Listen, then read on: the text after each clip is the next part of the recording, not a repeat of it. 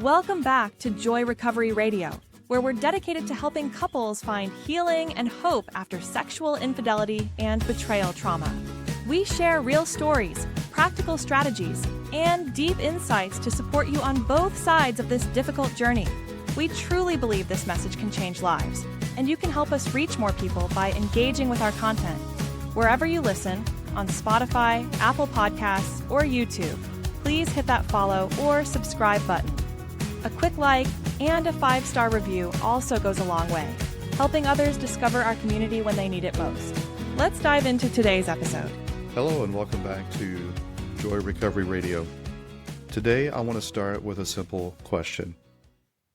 Have you ever wished you had a delete button in your brain? You know, like on your phone or computer, where you can just clear out the junk files and erase the stuff that you don't want and start fresh. Here's the good news. You actually do have something that's kind of like that. Your brain has a built-in quote-unquote delete button. And once you understand how it works, you'll see that no matter what kind of mental clutter or harmful patterns you've built up, yes, even with porn viewing, your brain has the power to prune them away and make space for something new. Here's where a biblical principle fits perfectly. In 2 Corinthians 10, it says that we are called to, quote, take every thought captive. That's basically the spiritual version of a delete button. Noticing what thoughts we are entertaining, choosing which ones to let stay, and which thoughts to reject. Recovery is not just neurological. It is a spiritual practice of attention and intention. In this episode, we're going to unpack the science and scripture behind this. We'll talk about how porn rewires the brain, but more importantly, how you can rewire it back. Let's start with the basics. Your brain is kind of like the most advanced computer that was ever created. And like a computer, you can customize it. You get to decide what runs on it. Think about your phone for a moment. You choose which apps are on your home screen, which playlist you download, what wallpaper you use. Your brain works the same way. Every thought, every action, every habit, it builds connections in your brain. The synapses begin to build a pathway. Scientists put it this way: neurons that fire together wire together. Here's what that means in real life. If you practice playing the guitar, your brain will strengthen the pathways that let your fingers move across the strings without thinking. It will feel seemingly automatic. If you practice driving, eventually you don't have to think about which pedal is gas and which is brake and how do I use the turn signal again? Your brain makes it seemingly automatic. As a dad, I remember growing up and teaching each one of my kids how to tie their shoes. And for each one of them, at first, it was a mess. Their fingers would fumble, the loops would come loose or fall apart. But after a brief amount of time of practice, there would be this one moment where it just clicked. And the neural circuit was established. And it was strong enough that tying shoes became automatic for the child. That's the power of repetition and intention. But here's the other side of the story. Your brain is not just about building connections. It also erases them. Your brain has a pruning system. Think of it kind of like a gardener. And that's where the delete button comes in. So imagine your brain as a garden for a moment. And in that garden, you've got beautiful flowers, you've got fruit growing, you've got vegetables, and these represent all of the healthy habits and the positive connections in your life. But you look at the garden and you've also got these weeds. And the weeds represent the harmful habits, the porn viewing, the patterns that choke out the growth of the desired flowers, fruit, and vegetables in your garden. Now, inside your brain, you have these little gardeners called microglial cells. Their job is to clean up the weeds. They rake away the dead leaves. They make space for the good stuff to grow. And they do this through something called synaptic pruning. Here's how it works. If you have a connection in your brain that's not being used very much, it's sitting there pretty much dormant, it gets tagged by a protein called a C1q. It's almost like they put a little sticky note on that connection that says, this isn't needed anymore. And that lets the microglial cells come in and they prune it. They snip it away. They remove the connection. This is how your brain makes the physical space and capacity for you to build new connections and stronger connections so that you can learn more and develop new habits. So here's something fascinating. This pruning happens during deep sleep. That's one good reason that sleep is so important. Your brain is literally gardening, but only at night, only when you're asleep. And it's clearing out unused pathways and it's strengthening the ones that you've been activating. So it begs this question. What connections are you watering and cultivating and fertilizing in your mind? Which ones are you letting grow wild? Because whatever you give your attention to, that's what your gardeners will prioritize. This concept of the mind as a garden, it isn't just a scientific model. It's an ancient biblical principle. The Bible tells us in Romans 12:2 to be transformed by the renewal of your mind. That Greek word for transformed is metamorpho. It means total metamorphosis, a fundamental change of how we think. The same way you deliberately train your brain to play the guitar, God calls us to deliberately train our minds towards truth. So that process of renewing your mind is the spiritual equivalent of tending your garden. You're deliberately uprooting the weeds of the past, and you're constantly planting the seeds of what is good and true and healthy. Your brain's power to prune is a gift from God that makes transformation possible. So let's talk about how this applies to porn specifically. Viewing porn is like fertilizer for these unwanted weeds in your garden. Every time you look at porn, your brain fires off dopamine, the feel-good chemical. And your brain starts wiring together two things, pixels and pleasure. And the more you watch, the stronger that wiring becomes. Here's the problem. Your brain, while you're viewing porn and building those connections, also starts pruning away old connections. Things that used to bring you joy, like true intimacy, laughter with friends, community, simple beauty in everyday life and art, creativity. Those connections weaken because porn has now hijacked your garden. And over time, your brain needs more and more novelty, intensity, shock in what you're viewing just to feel the same hit of dopamine. That's why addiction is an escalation. It's why someone who starts with mild images can find themselves within a short period of time searching for and looking at things that they never imagined that they would watch. Here's another illustration. It's kind of like junk food. If you eat fast food every day, morning, breakfast, and dinner, your taste buds get so used to the high volume of salt, sugar, and fat that fresh fruit and vegetables begin to taste bland to you. Porn does the same thing to your brain. It overstimulates you until reality feels dull.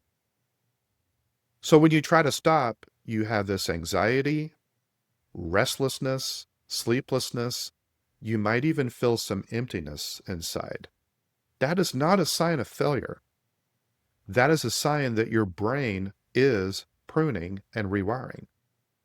The weeds are starting to lose nutrients and water and fertilizer. And that emptiness that you're feeling, it's not a black hole. It's space being cleared up in your mind for something better. Scripture reminds us that we have hope as we go through this transformation. Philippians 4 says, whatever is true, whatever is noble, whatever is right, whatever is pure, whatever is lovely, whatever is admirable, these are the things that we should focus on and think about. The more you intentionally focus on healthy, life-giving, truthful thoughts, the more your brain rewires for joy and connection and freedom. At joy-recovery.com, we offer personalized recovery coaching to help you move from pain to purpose. We also provide supportive groups where you can connect with others who truly understand. So, whether you're battling addiction, healing from betrayal, or rebuilding a brand new relationship, you're not alone. We can help. Go to joy-recovery.com today. So let me pause here and let me say something that's really important, because I see so many men in recovery struggle with this. Even if you have quit watching porn on a screen, and maybe you've been porn-free for 6 months or a year or longer, the battle does not stop there. Because your brain doesn't actually care whether the screen is in front of you or it's in your imagination. If you're still fantasizing about previous porn scenes, then you're still firing those old circuits. You're still activating those pathways. If you're standing in line at the grocery store and you begin to objectify the woman ahead of you in line, your brain is still wiring pleasure to objectification. So here's the kicker. If those circuits are still being activated by you during the day, your brain does not prune them at night. Remember, the gardeners of your mind keep the connections that you use. If you keep watering the weeds with fantasy and objectification, they will keep growing, even if you're not looking at porn anymore. So true recovery is not just about stopping the clicks and the searches and what you're viewing on a screen. It's about retraining your attention, what you allow yourself to replay internally, not just externally. Freedom means learning to let those thoughts pass by, like a car on a highway, instead of getting in and going along for the ride and contributing some gas money. So this is where mindfulness and paying attention to your attention becomes a game changer. The very moment you notice your mind drifting back into some kind of fantasy, you have a choice to make right then. Am I going to water the weeds or am I going to water the flowers? And that split-second choice makes all the difference over time. So let's try something practical together. This will just take 2 minutes. I want you to picture your mind as a garden. So get a visual right now of a garden. And some of the plants are weeds. And those are old memories, fantasies, objectifying thoughts. And some of the plants in your garden are flowers. things that are truly beautiful, things you truly value, like real connection and joy and peace and love and creativity. So here's the key. Whichever plant you water, that's the one that grows. So the next time an unwanted fantasy pops up, instead of fighting it head on, I want you to notice it. I want you to label it and just say to yourself, that's a weed. I don't want it. I don't need it. And you let it go. There's no shame. There's no panic. It's just a recognition, and you let it go. And then gently shift your focus. Choose one of your flowers to water. Maybe that's remembering a fun moment with your partner. Maybe it's gratitude for something good in your life, like one of your children. Maybe it's a goal that you're working towards and you can imagine yourself achieving it. Take a few seconds and really give that flower, that true, healthy, life-giving thought, your attention. By doing this, you are training your brain's gardeners, those microglial cells, to know which connections you want to keep and which ones that you desire to be pruned away. So the next time the screen pops up in your mind, remember, don't water the weeds, water the flowers.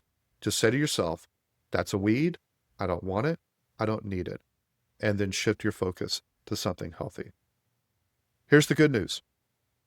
Pruning works both ways. Just like watching porn wires the brain for compulsion, staying away from porn, staying away from objectification and fantasy wires the brain for freedom. I know one brother in recovery who had been watching porn since he was a teenager. He's now in his 40s. He hit rock bottom. And the first few months off of porn, after being addicted to it for nearly 30 years, it was brutal. He couldn't sleep at night. He had strong urges and cravings. He had insomnia and feelings of emptiness, but he kept going. And he started healthy habits like exercising and building true community with other brothers in recovery and journaling his thoughts and prayer and meditation. And 6 months in of being porn-free, he said something amazing. He said, I find myself laughing again. I actually enjoy being with people and connecting with them. And I feel present and centered and in the moment. That is pruning in action. And here's some science to back it up. Brain scans have shown that people who abstain from porn and they build healthy habits actually see regrowth in the gray matter of the brain. Their brains literally rebuild themselves. So I don't care what shame is telling you. You are not hopeless. You are not stuck. You are not broken forever. Your brain is actually a gift that is on your side. But I need to clarify something really important. When I call it the brain's, quote, delete button, that is a metaphor. Your brain doesn't actually erase memories the way you might drag a file to the trash can on your computer. A better way to think of it is a couple of metaphors. The first one, a hiking trail. The more you walk it, the clearer and smoother that path becomes. But if you stop walking on that trail, nature will naturally take over. And weeds will grow and branches will fall on it, and the path becomes harder and harder to find. The trail is still there if you really search for it, but it's no longer the easy or automatic route to take. That's what happens with porn pathways in the brain. Do they vanish completely? No. But do they weaken? Yes. Do intrusive thoughts stop popping up so frequently in your mind, uninvited? Absolutely. Over time, those old memories, they lose their charge. They are less vivid, they are less intrusive, they are less sticky, they are less compulsive. So recovery, it's not about erasing your past, It's about starving the weeds and watering the flowers so the flowers can take over. You don't forget where the trail is, but your brain learns to take a new, better, healthier path. And that becomes the automatic response, seemingly. A second analogy is a radio signal. Think about when you're driving near a radio tower. The music comes in loud and clear. But the further you drive away, the weaker the signal gets. And after a while, all you hear is static. Does the station still exist? Yes. But it's not reaching you as clear anymore. That's how porn pathways work in the brain. The more distance you put between yourself and those old habits, the weaker the signal becomes. Those images, those urges, they may still exist somewhere in the brain, but they stop popping up with the same frequency or clarity or force. So recovery, it's not about completely erasing your past. It's about making the old station fade out, and you intentionally tune your brain to a new and better frequency. So let's get practical. If you want to activate your brain's natural delete button, here are some important steps. Number one, protect your sleep, because nighttime is when the pruning happens. So create a evening routine. Turn off all screens and blue light 2 hours before bed. Go to bed at the same time every night. You need deep REM sleep. Number two, water the right plants. Ask yourself every day, what am I feeding today? Choose to invest time in things that bring joy and growth and development, such as exercise, learning new things, journaling, spiritual practices, connecting with other healthy people, creativity. Number three, get accountable. You don't have to fight this battle alone. You can use accountability apps, monitoring software, filters, and accountability partners who check in with you. And finally, number four, celebrate the small wins. Every day that you are porn-free is another day that the weeds are drying out. Every day that you are free from fantasy and objectification is another day on the streak of rebuilding a new healthy brain.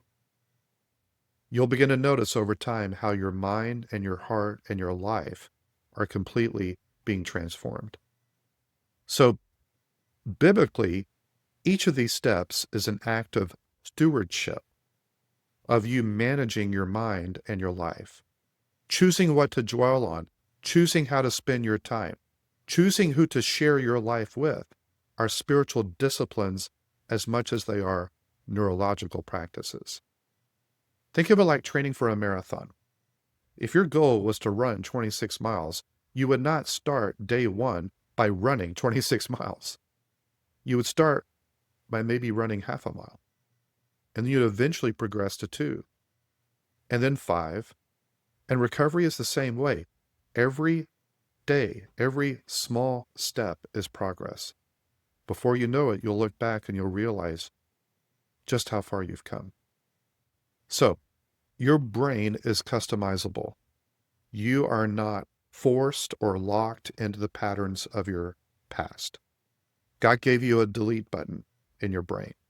And with time and effort, intentionality, repetition, support, you can rewire your brain for freedom.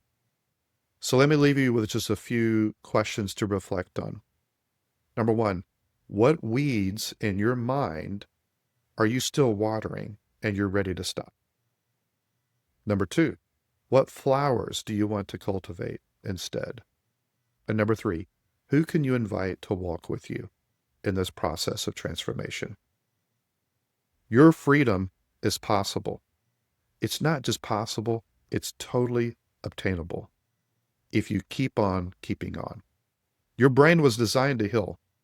And no matter how many years porn has stolen, you can begin again and you can have a new life. Thanks for listening today. If this content was encouraging to you, please share it with someone else who might need hope. And until next time, choose joy. That wraps up another episode of Joy Recovery Radio. We hope our conversation today brought you clarity, comfort, or a new perspective on your journey. Remember, healing is possible, and you don't have to walk this path alone. To learn more about how we can support you, visit us at joy-recovery.com. There, you'll find information about our individual and couples coaching practice, designed to provide tailored support for both addicts and betrayed partners. You can also explore our various online groups, offering safe and confidential spaces for connection, shared experience, and growth. Thank you for joining us today. Until next time, choose joy.